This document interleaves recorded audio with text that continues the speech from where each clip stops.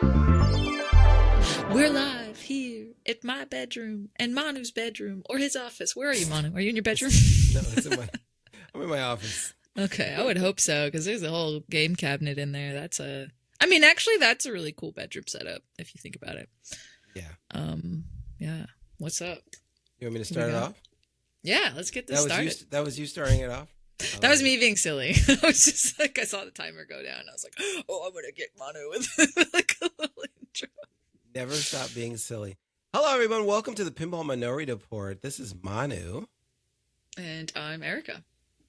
And Erika, what's going on? What's the show about this time? So we are just getting started here, Manu. We're talking about pinball because we just have so much fun with our stuff in our lives and we get involved in a lot of pinball things. And I'm ready to talk about TPF. We went to that and there's a lot of fun things about it. That won't end up in my recap.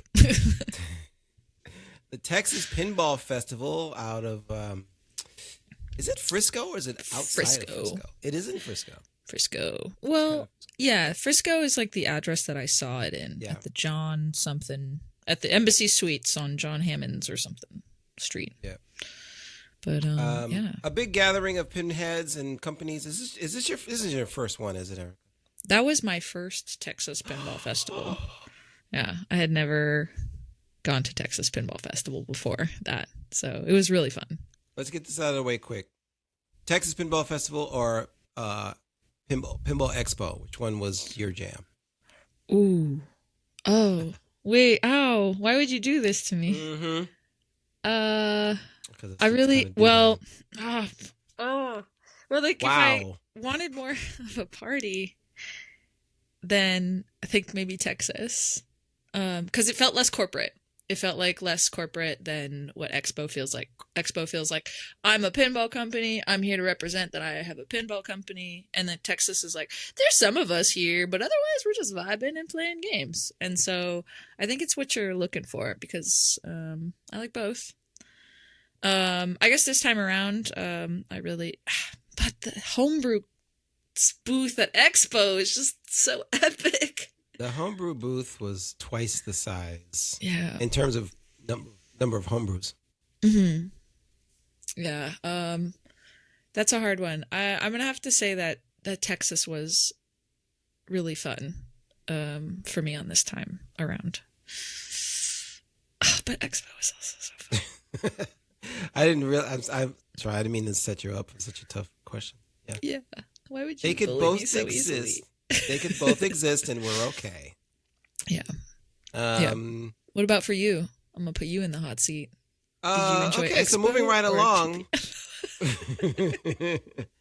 No, I agree 100%. TPF is like a party, and Expo is a little more corporate. But I gotta say this: when Rob Burke basically said, "Hold my beer," like brought all of his games to Expo, really kind of cranked it up. You know what I mean? And so Expo went from one year, it was pretty boring that I went. And then the next year it was the most insane thing. And I just had to go again. So it was, it's close, but you're all right. They're for two different types of people. Yeah, definitely. I would say, the bigger the pinhead you are, like if you are more into the companies and meeting the designers and doing all that stuff with them, then that's the show to go to. Expo. Dang it. Nah, I don't want to say Expo. Can I change my answer? Expo is all about the seminars, right? TPF is not really about the seminars. Mm-hmm. So there are seminars, though. There are seminars, but yeah. Or capture little clips of each of them. Yeah. But either way, we're going to talk about we're going to talk about some of the manufacturers that were there.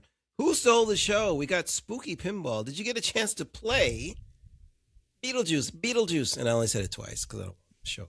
You don't want them to show up. Yeah. There were so many Beetlejuices there. That was pretty sick. And made it feel super easy to play. Like I just felt like at any time you're waiting less than 10 minutes, you could just get in line behind somebody. Sometimes I would see them open, like no one was even playing one. And I was like, this is awesome because they brought enough for like everyone to get to play and enjoy. It was a little crowded, I'm not going to lie, like with being in that line, like it was hard to create a line for those ones, right?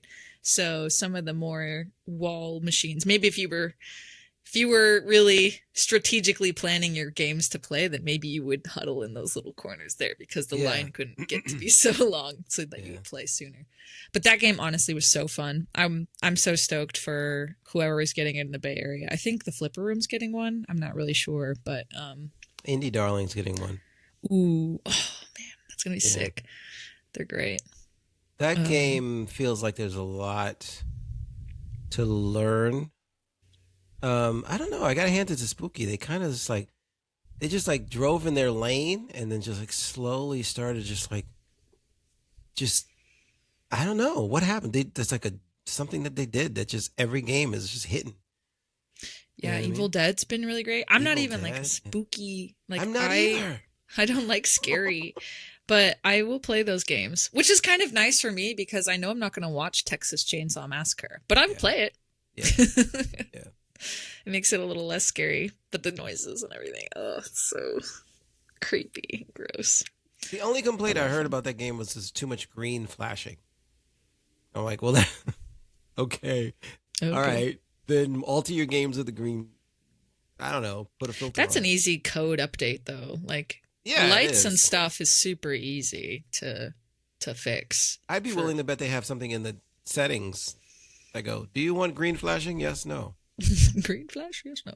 Because it's Beetlejuice. Like, why wouldn't you want green flashing? I don't know. You said it one more time. Oh, sorry. Does the person have to say it 3 times? Or I think you have to say it 3 times. Okay, so I will. Yeah. Anyway, good job. I've already said it twice now. You did. I guess that's all really to say about Spooky, and they're just whatever. Okay, we're gonna just make awesome games. Yeah. No, it's honestly, and it's so cool. I wonder if their next one would end up being something like a Looney Tunes Texas Chainsaw Massacre, where it's the double, right? Like a double release. Good question, but their games have been so good the way that I think they should focus on one. Yeah, just focus you can't, on one. Yeah, it was a good experiment. Yeah, well, because they did it also for Ultraman and Halloween, which is also really cool. So, yeah, props to Spooky. I hear they might be coming to a local show of ours. That they're bringing some games to Golden State. Yeah. Oh, really? Like for real, Spooky? Like for real, Spooky. Like Bug is coming out. Like Bug had said that he looks like he's coming to Golden State. He had stopped me on my way to the elevators back to my room and was like, "Hey, Erika, I hear this is your local show. Are you going? Like, is it a cool one? Is it fun?" So it looks like they're gonna bring like 6 games. So that'd be super sick if they do actually come out. I'd be really excited for that. Cool. Yeah. Whitewater 2. I'm sorry. I'm sorry. Let's take 2. 3, 2, 1. Yukon Yeti from Turner. Hi, this is Turner. This game is. Oh my god, he's so gentle. He's such a gentle sweetheart. It's a beautiful day in this neighborhood. You know what? The game freaking slaps. Period. I got a couple of complaints, but the game, like the pinball game of Yukon Yeti, let's go. Yeah. No, I only had one game on that. I waited. I got there early with like when the vendors get to kind of go in because I had like one of those special passes for like shooting stuff for Marco. And so I got in a bit early and I still waited like half an hour to play this game. And I was only behind 2 people. They were just both really good at pinball. So the game was a lot of fun from what I experienced. And I like the avalanche. That's pretty fun to watch. Yeah, it's a good risk reward there. Dennis Nordman and his apparently this design was passed over by David Fix when David was running American Pinball or something like that. It was at American. Yeah, that was a big whole thing on the what's the big pinball website? I forget. Nap Arcade? Yeah, Nap Arcade. Go back in time and read that, but I could be wrong, but it was supposed to be at another pinball manufacturer, and Chris Turner and their guys, I guess, managed to snag it. Besides I mean, a lot of people are saying this. The music and the call outs just aren't up to the same level as the pinball machine itself, or as Whitewater, which everyone's going to compare it with because there's no denying that it's a Dennis Nordman follow-up to Whitewater. Yeah. And definitely. so just this morning I was, at the shop and someone was playing Whitewater. Man overboard! Shoot the flashing lights! It's just like, and then, it's a little different. So I hope they work on the sound. Yeah, I'm sure they will. I mean, I see some things that look like they might be cooking, so we'll see what happens. And yeah, because the sound package definitely was interesting. It's hard though, like it's there's a lot to do when you're already building a game and you got all the bits and pieces to put together. And Turner's still relatively new, right? They have Ninja Eclipse and Merlin's Arcade, and yeah, so we'll see what happens. I'm such a stickler for sound though, because oh yeah, I'm in the Jeff Dodson camp of every sound needs to be amazing and everything has to make a sound. And like after doing a homebrew myself and being the guy to do all the sound, it is it's awesome. It is yeah, you could say it's tough, but it's definitely half of the experience. Even though you're in a loud arcade, you're in a loud arcade, but obviously this is like not just pinball machines now are not just advertised for arcades anymore. A lot of, especially with these runs of like 500 units, like that's definitely something that feels like it's meant more for the home. But I do really hope a lot of arcades snag them. From my understanding, they're not sold out yet. They have 500 and they're not yet sold out. But I have a feeling within the next few months we'll see an announcement where they do. I just feel like more people will play it, because right now just Texas played it. And like if you played it at Texas, you waited at least like an hour to play it, right? Like it was like Disneyland. They only brought 2 games, which was still cool because that they had anything to bring to show at the show, which was great. My other gripe is the price point. Yeah, I mean, I understand if they're only making 500, they will sell out 500 at 10,000, no doubt. But it's mostly going to be collectors, and so whatever, right? Yeah. But I mean, I can complain about the price all day. Like it's pinball. It's pinball. Yeah, it's powder coated. I saw the light show on it. The lights look really good. The lights are great. Yeah, whoever's on that, the whole design, everything looks really great. I also really enjoy Brad Duke's artwork. He's been doing their art for all their games. It's very like animation kind of style thing that I'm like more into. So I'm not in that camp. I will say that artwork is too. It's not. See, here's the thing. It's almost like one last thing about this game, and all their games seem to be. You can't really complain. Like they are fine. This is my opinion. They're fine, but there's no like soul, like dirt, like grit. Like I need something to have like a little edge, some grit, some soul, some dirt. And speaking of a game that maybe doesn't have grit, soul, and dirt, Pokemon. Yeah, Segway is not supposed to have dirt and soul and grit. There you go. Did you get to play Pokemon at all? I didn't play Pokemon at all at this show. It was very sad. The lines were so long, and I've been so lucky to get to play it. I went to Stern, and I went for their media day, and I played Pokemon there. Oh, that's right. You did it. You already. And then I played the Electric Bats Pokemon. I went out to the Electric Bat, played their Pokemon. That was really fun. I did pretty well, I think, on that. And yeah, I logged in once at the Fun booth on John Wick. I was putting up some scores on John Wick, playing some of that. So I wanted to get the TPF badge if they had one going on there at that booth. Oh. So I wanted to make sure I got it. Did you probably got it. You probably logged in and put a bunch of time in. For what? No, actually, for Pokemon? Yeah, like just Insider Connected. Did you Insider Connect during the show? I did 0. In fact, I don't think I played a Stern. Not for any hatred. I was busy with Marco and the homebrews. Yeah. Yeah. I did get a really wonderful tutorial of Pokemon from Isaiah over at Frigo Watch today on stream. As far as Pokemon is concerned, I like it. It's simple. It's a 7-shot array. Some people say 6. I think there's 7 shots there. It's a fan layout, as they would say. And I think Stern needs this to. I was telling the story to people, anybody I see.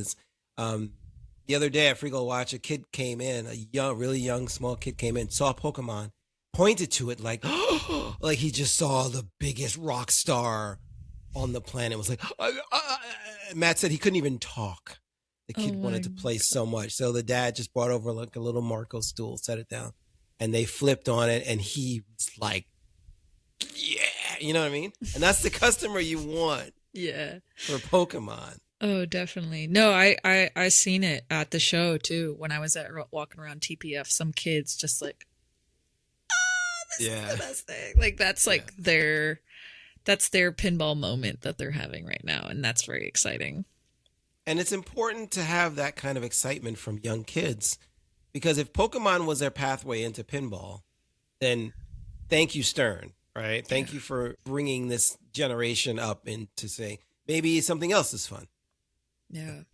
I mean, I hear that Dungeons and Dragons has done a huge thing too for that community, and they've now been taking those games out to other conventions that are not pinball focused at all. They're just Dungeons and Dragon conventions, and now you have all these new people joining in. I've seen on I've kind of looked at the numbers on Stern's Instagram and social media and stuff like that, and like they went up a lot when Dungeons and Dragons came out. Really? Yeah. When I was there for the John Wick release, Stern's Instagram following was only like 60K, like 60,000. Now it's in the hundreds. I would have to like look it up. But yeah, they're definitely in the hundreds. That's exciting. Yeah, so it's growing. Pinball's growing, and it's really exciting, and I like it. I like it a lot. Let's quickly talk about Harry Potter and Portal. Those things were already announced. I did get to talk to my boy Erika and Manu. I showed him my custom topper I made for Harry Potter. Oh, nice! I didn't realize you made a custom one. I did. It's at Frigo Watch. Oh man! Well, when I go play in League on Wednesday, I'll go check it out. You can go. Yeah, ignore it. Like everyone else.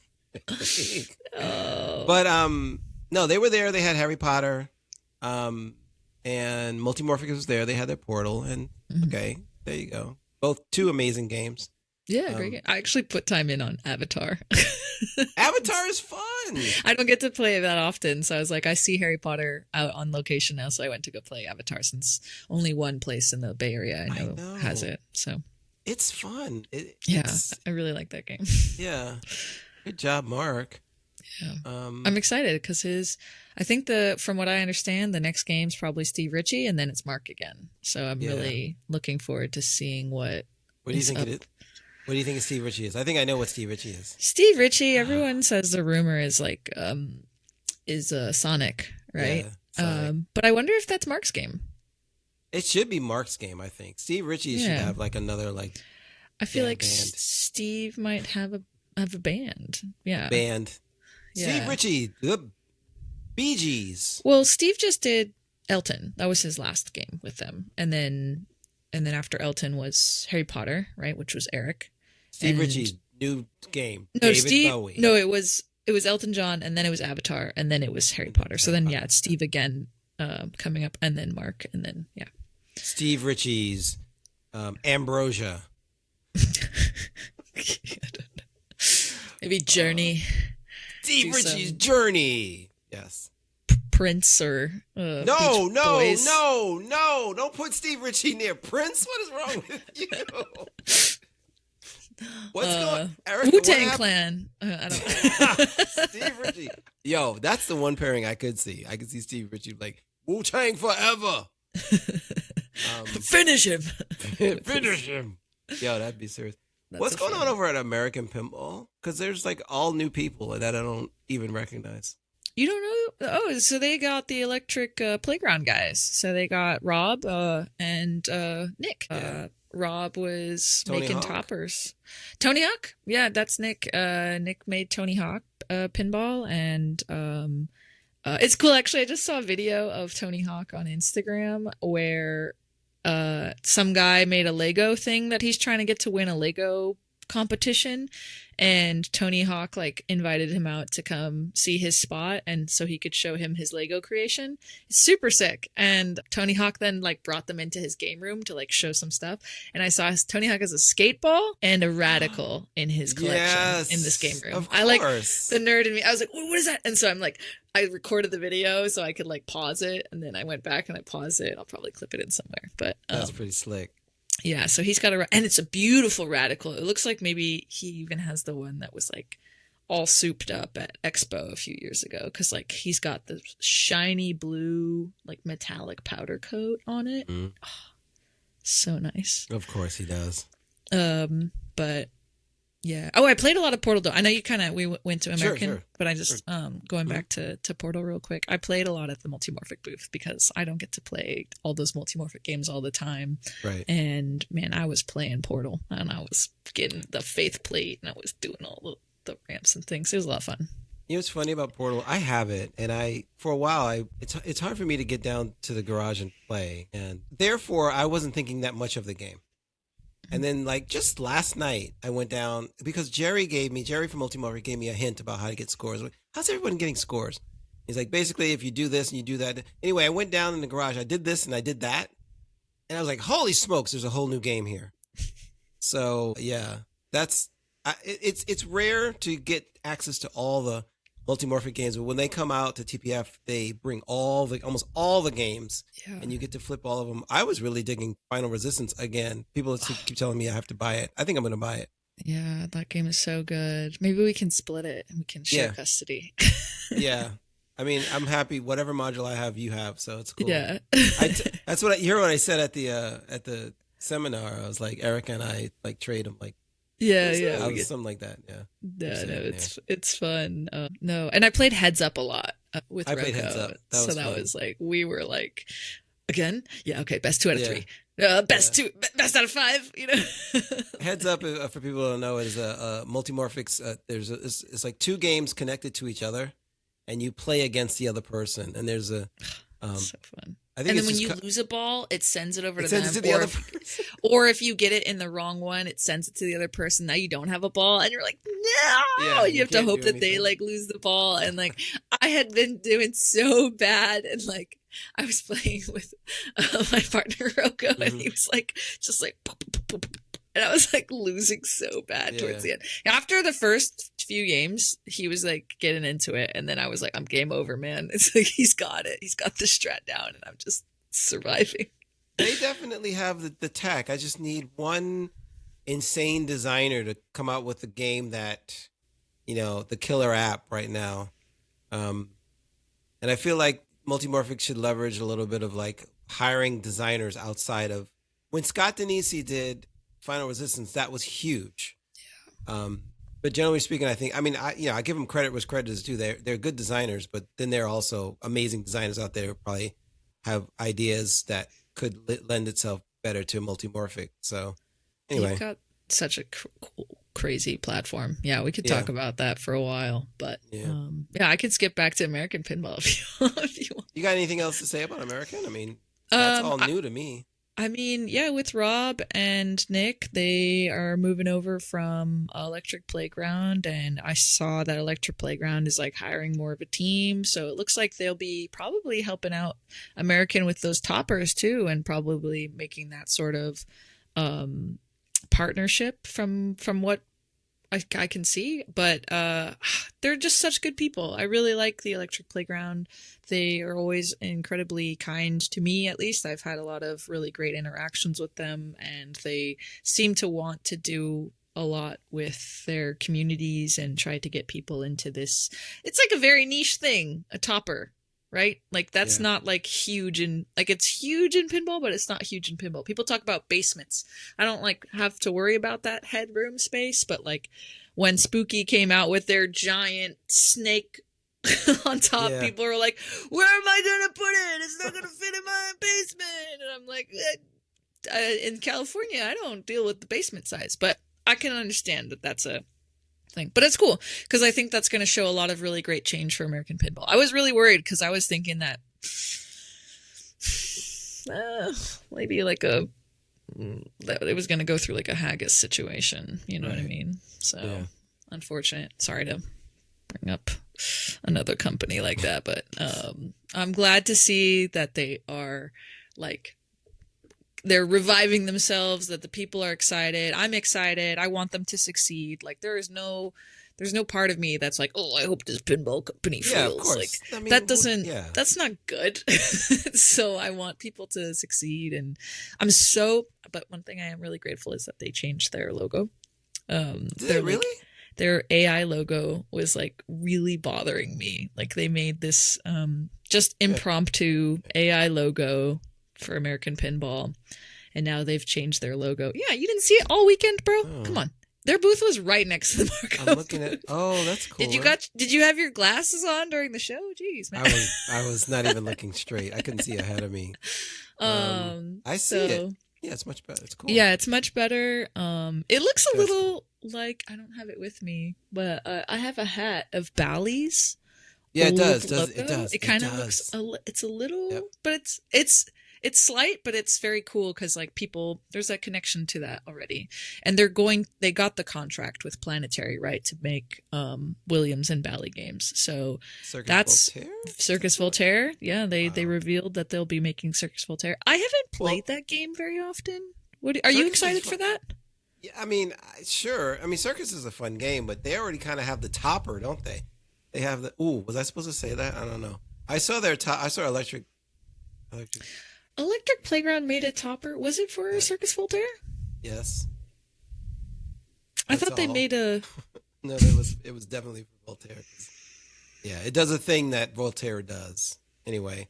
Don't remember. Maybe we should. I remember they had a. We're gonna cut this part out. No. We are editors. We have the we are both editors. We both understand media very well. Yes. Yeah, no, I think that's cool. And that they're working on some good things, and I'm excited. Circus Voltaire, I'm kind of like, it doesn't excite me the way that some of the, like Pokemon, yeah, like, whoa, I'm super stoked. But like Circus Voltaire, I'm kind of like, I like pinball history and I love learning about it and the games, but that's not a game that I've played that's really like pulled me. But sure. That being said, I'm not the audience. I am, yeah, it's just not for me. But I do enjoy playing the remakes, and I will play them and support them at my local arcades. So I give back in that way, because not everything needs to go in my home, because that's not where pinball's only supposed to live too. Because if it's in everybody's houses, how are you supposed to play it and find out if you like the game? Yeah. Whole other thing. But yeah. Good luck to American Pinball. Keep going. Let's see some more games. The Houdini art, though, too, was really nice. Franchi did a really cool job on the new art for the new Houdini 100th anniversary. That's what they were selling at the show. Only 100 of them. So Houdini, though, is such a hard game. Like, I think if they just made it a wide body and they like adjusted things just slightly, the game would. Oh my God! Don't say wide body. You've lost half of our listeners.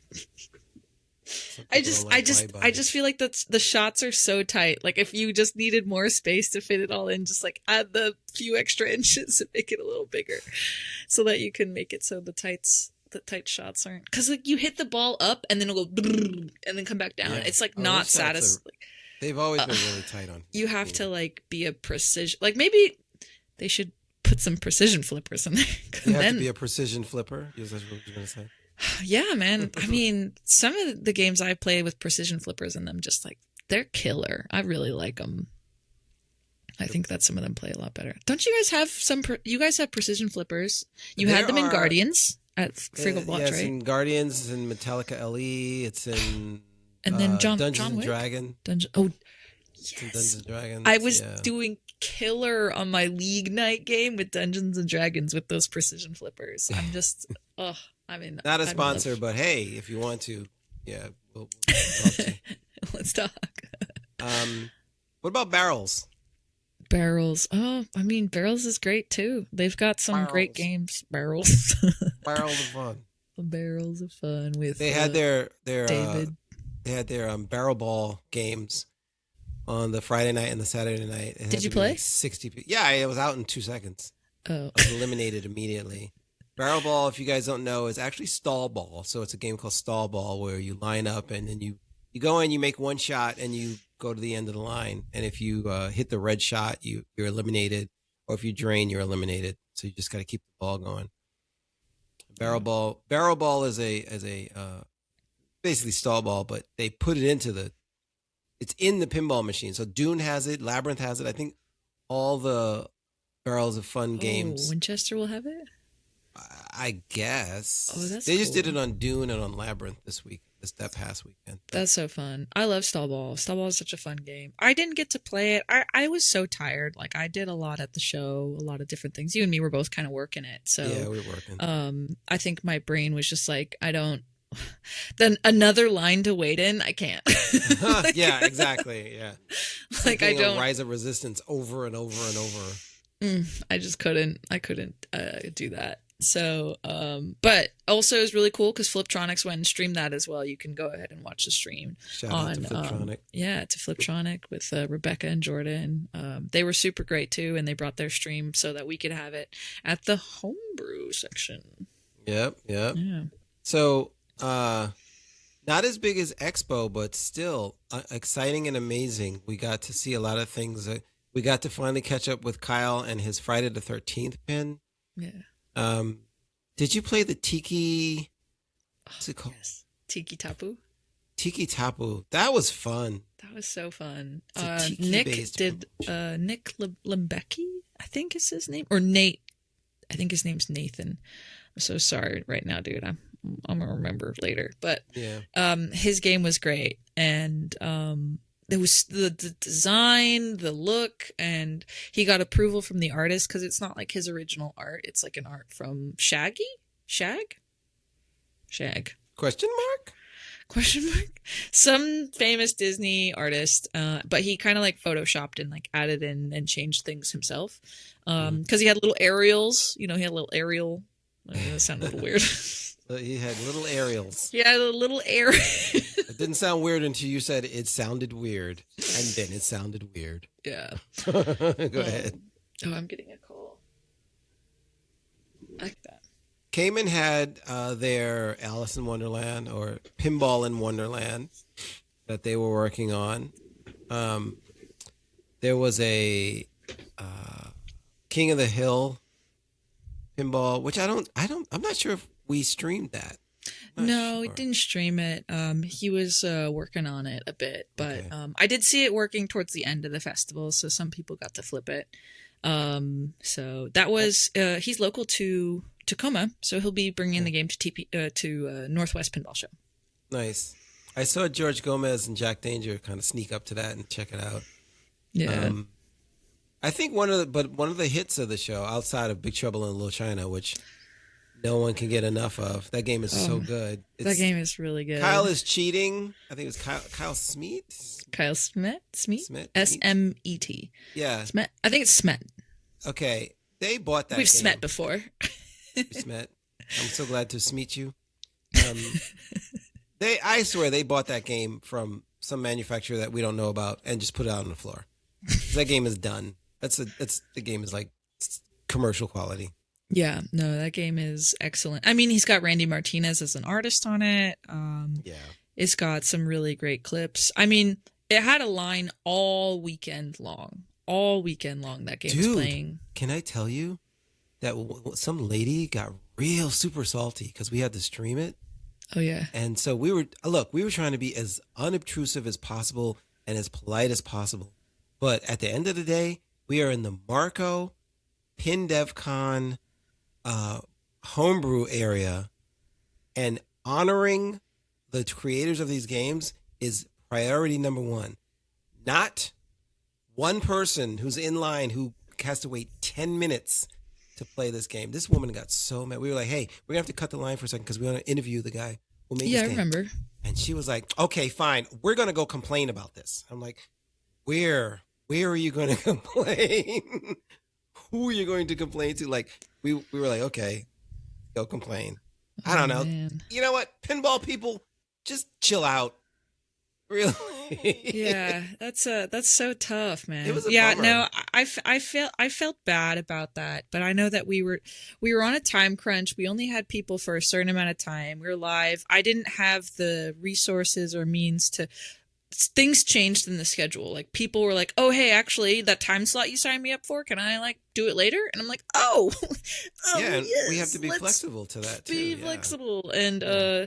change some things." So I'm super grateful for all the creators that came out to come help stream too. We had Fliptronics come help stream. You were there, and then Retro Ralph and Jamie Burchell came out, and then even Don from Don's Pinball Podcast came out to be on for a little bit. Yeah, So so did helping out Jeff. the stream. Dirty Jeff Pinball. Dirty Pool as well. Yeah. So really grateful for all those creators, and I'm building a database for that, so that for future shows, and definitely took a lot of notes from it as well to have a better. I think it was something that we didn't predict as well, because I know at Expo you for the stream you took each game away and you brought it to its own personal spot. So it was a very different experience. But for this one, like having that, and I kind of felt like I tried talking to these people and being like, "Hey, so sorry, we're gonna do the stream here. Like we just we're doing it for this thing." And I wish I had like a little plaque or a little whiteboard or something I could put up on games, being like, "This game will be streamed," like. Or maybe I can talk to like Emoto or Marco about having some sort of like these games. Yeah. You're going in the weeds. It's all good, Erika. You did an amazing job. Thanks. That's my like producer, filmmaker I know, you turned brain. into producer mode. Everyone just saw it happen live on the air. I do want to shout out to Brad Holiday, though, for bringing Top Gun. That was like the showstopper right there. So this Top Gun pinball machine that Brad created all on his own was amazing. I saw Mike Vinicor over there shooting on it from Stern.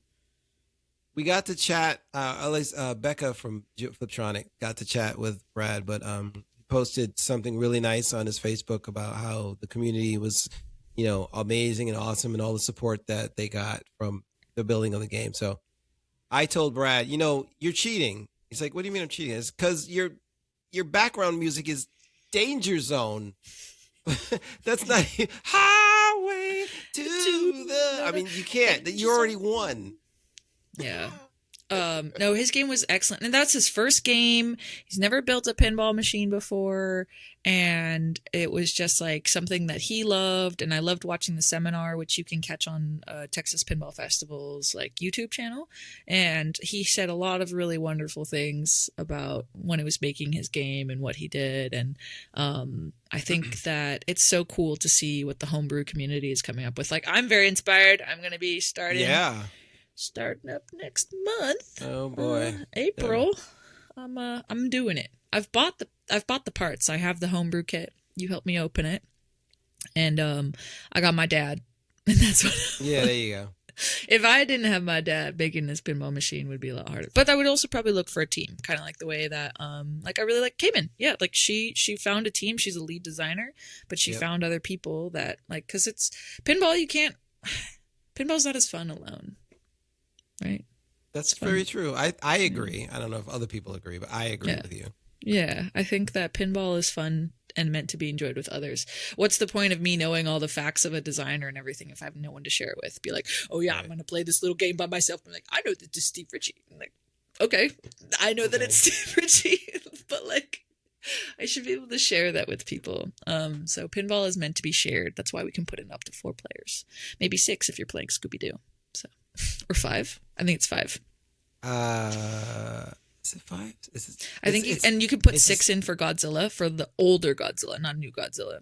It's Velma, Daphne, Fred, Shaggy, and Scooby. Yeah. It's 5. It's 5. I think that's Spooky Scooby-Doo goes up to 5, so that you could play the gang. And then Godzilla, older one, like the older. That was 6. That was 6. Sega trying to be. We could play 6 players. Yeah. Imagine being the 6th player and be like, "I'll be back in an hour."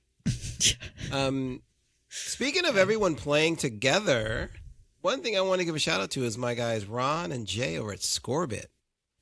Yeah. What was going on there? Scorebit, huh? A name you haven't heard in a little while. Yeah, they're like ramping up. I saw that they were in the booth, and I know Ron is actually, he used to live in the Bay Area, from my understanding, but now he's up Yes. in, I think, New York. Yes. But I saw their booth, and I actually did like even a little collab video with them because I was like, oh, people should know about this. Like, I should make a little video and be like, help you guys get more people to come play, make the jackpot even bigger. And yeah, Well, it was a lot of fun.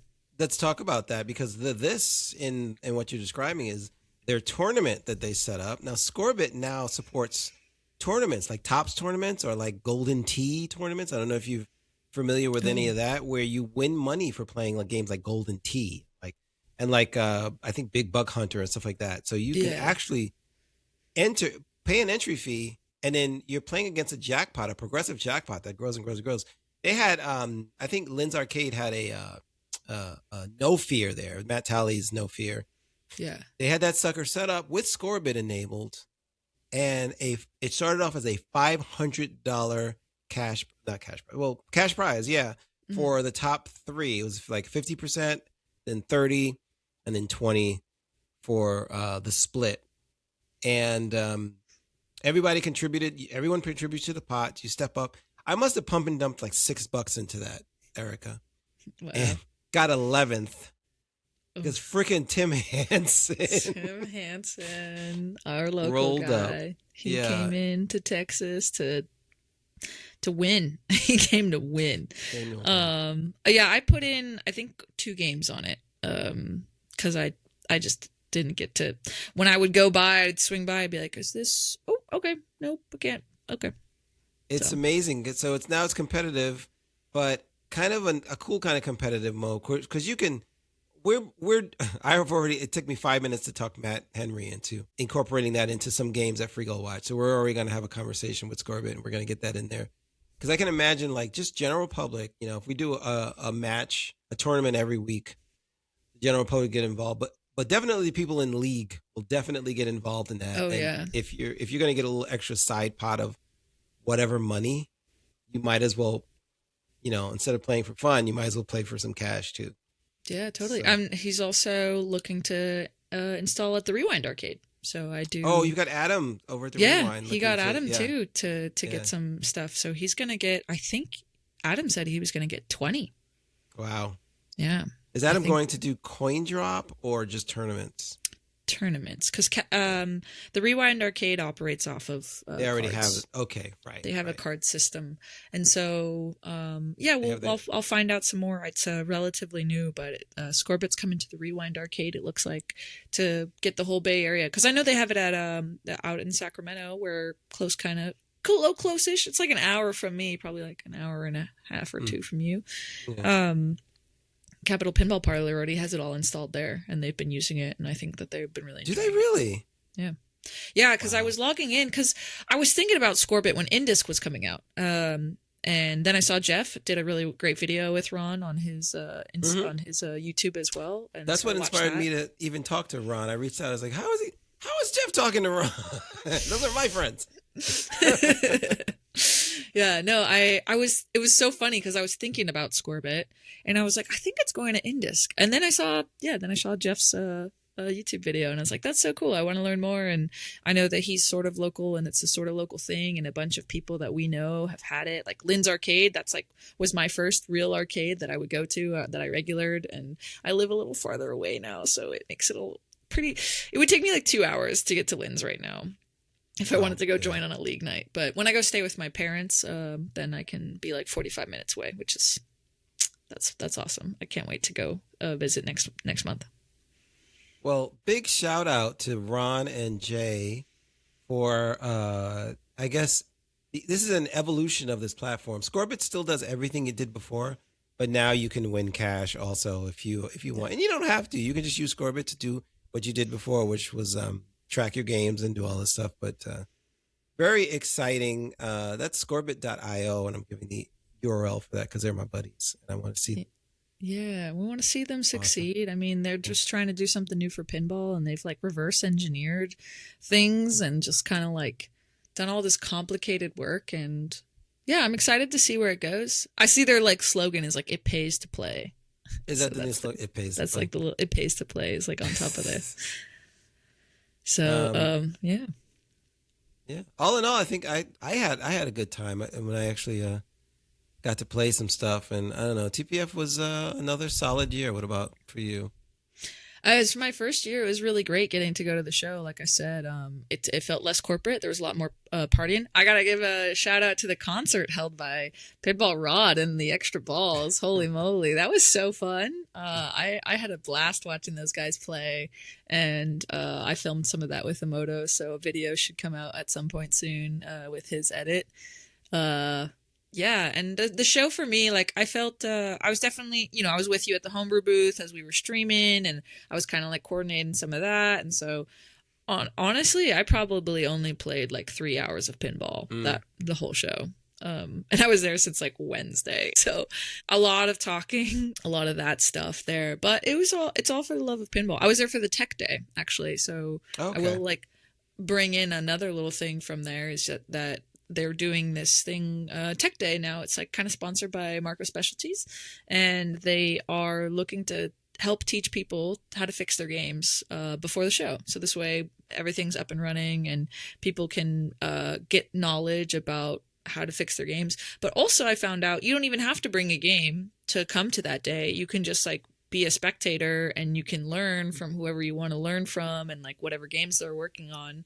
But that was really cool because they have techs from like all over the country that are just so good, right, and that they're just incredibly talented. You have this guy, I want to say his name is Nick, and he works at the Roanoke Museum, Pinball Museum, and he's like an expert on EMs. So he's an expert at electronical mechanical machines, and it's just like so cool to see these people work. And then there was another guy, I want to say his name's Thorm.